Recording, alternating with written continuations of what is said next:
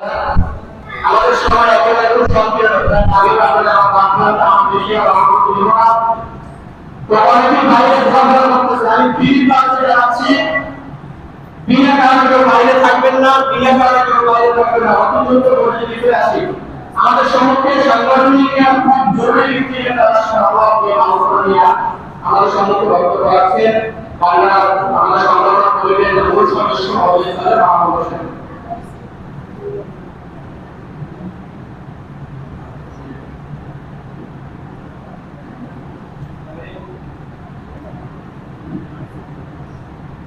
বিসমিল্লাহিররহমানিররহিম। আসসালামু আলাইকুম ওয়া রাহমাতুল্লাহি ওয়া বারাকাতুহু।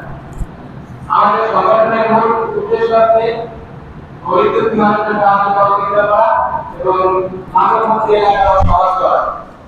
তো এই কাজগুলো আমাদের করতে হলে আমাদের সংগঠনের যারা সদস্য আছেন তাদের সবাইকে একত্রিত করতে হবে।